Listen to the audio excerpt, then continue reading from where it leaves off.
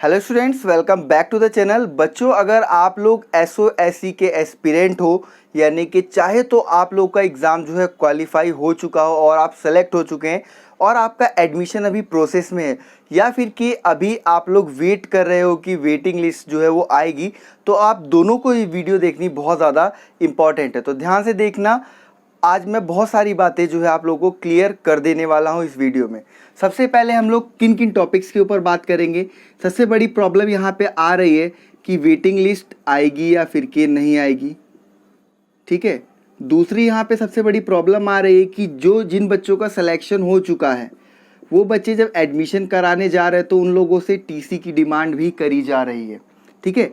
तीसरा केस हमारा यहाँ पर इस तरीके का उठता है कि ऐसे बच्चे जिन्होंने परफॉर्मिंग और विजुअल आर्ट का एग्ज़ाम दिया है, परफॉर्मिंग एंड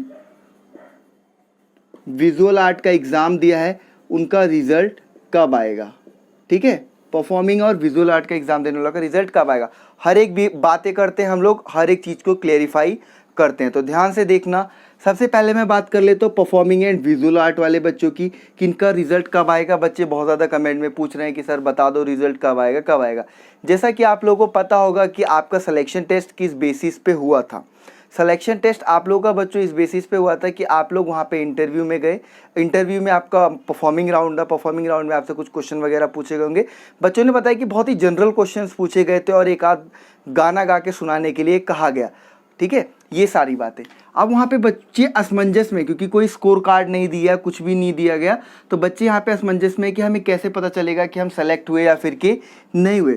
तो आप लोगों को बच्चों SMS आ जाएगा कि आप सेलेक्ट हुए या फिर के नहीं हुए।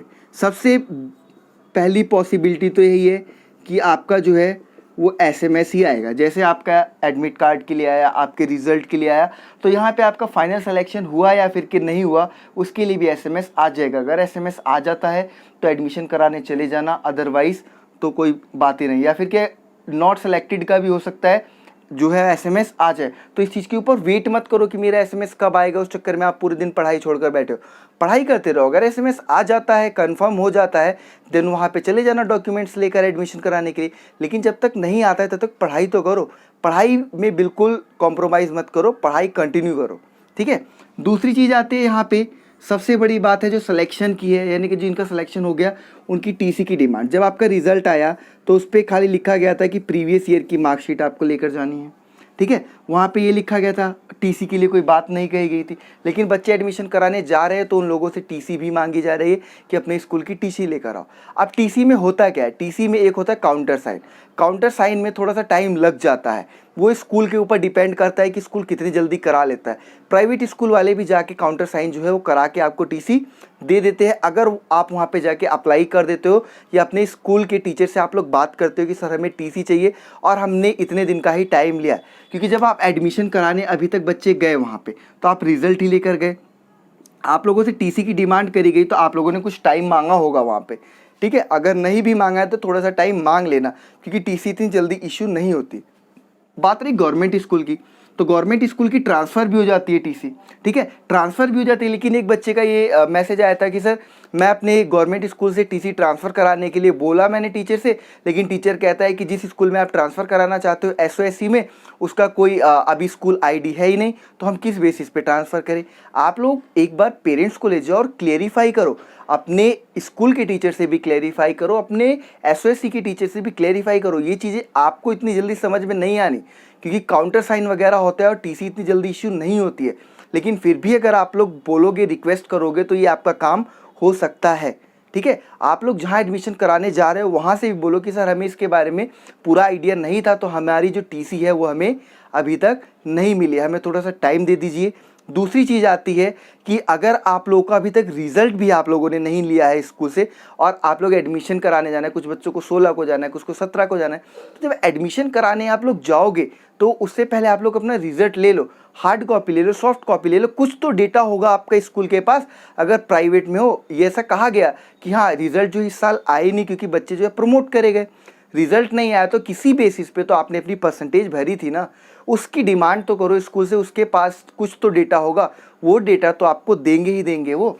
ये बात होती है आपकी रिजल्ट की और टीसी की। तो मैंने बताया कि काउंटर साइन होने में थोड़ा सा टाइम लग जाता है, इस वजह से टीसी जो है थोड़ा सा लेट इशू होती है। तो आप लोग वहाँ पे रिक्वेस्ट करके डिमांड कर सकते हो कि हाँ जी सर हमें इतना टाइम दे दीजिए, हम लोग आपको टीसी जो है सबमिट इतने ड्यूरेशन में करा देंगे। ये सब बातें आपको बोलनी पड़ेंगी। आगे बात करते हैं हम लोग वेटिंग लिस्ट की। तो जो बच्चे वेटिंग लिस्ट का इंतज़ार कर रहे हैं वो बच्चे जो है, मैं तो यही कहूँगा कि इंतज़ार मत करो, आप लोग अपनी स्टडीज़ पे ध्यान दो।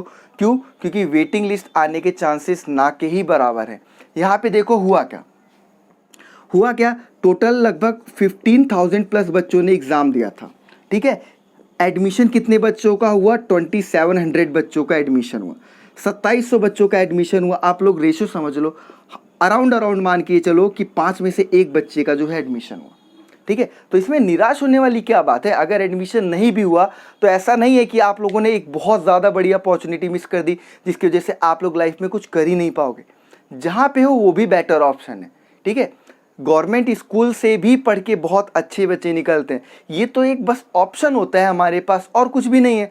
और ऐसा नहीं है कि वहाँ पे अगर कोई बच्चा गया है और ये जिसका एडमिशन हो गया है तो उसकी लाइफ बिल्कुल सक्सेसफुल है। मेरा ये कहने का मतलब नहीं कि बेकार है, मैं ये कहना चाहता हूँ कि पढ़ने वाला बच्चा है तो गवर्नमेंट स्कूल में भी पढ़ सकता है, प्राइवेट में भी पढ़ सकता है, या फिर कि कोई भी बेटर स्कूल हो उसमें भी पढ़ सकता है। स्कूल के ऊपर और बच्चे के ऊपर, दोनों के ऊपर डिपेंड करता है। लेकिन यहाँ पे सबसे बड़ी बात आती है कि बच्चा कैसा है पढ़ने में। अगर बच्चा अच्छा है तो वो किसी भी स्कूल में यहाँ पे पढ़ लेगा, तो उसकी टेंशन तो बिल्कुल ही मत लो कि आप कौन सी स्कूल में हो।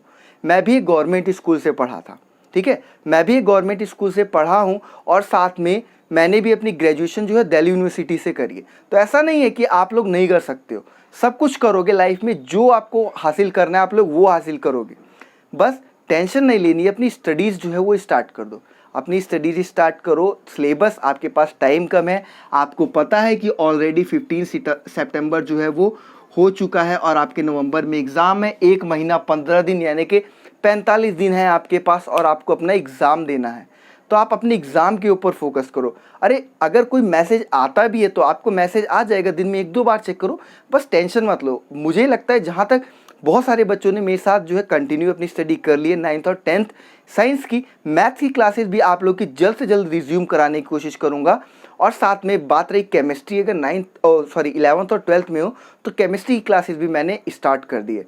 तो लेक्चर्स देखो, MCQ कराऊंगा, हर एक चीज़ कराऊंगा, एग्ज़ाम अच्छी तरीके से दो। कहाँ हो कैसे हो इसकी टेंशन मत लो, बस अपनी पढ़ाई पे फोकस करो, ठीक है। यही आप लोगों के लिए मैसेज था।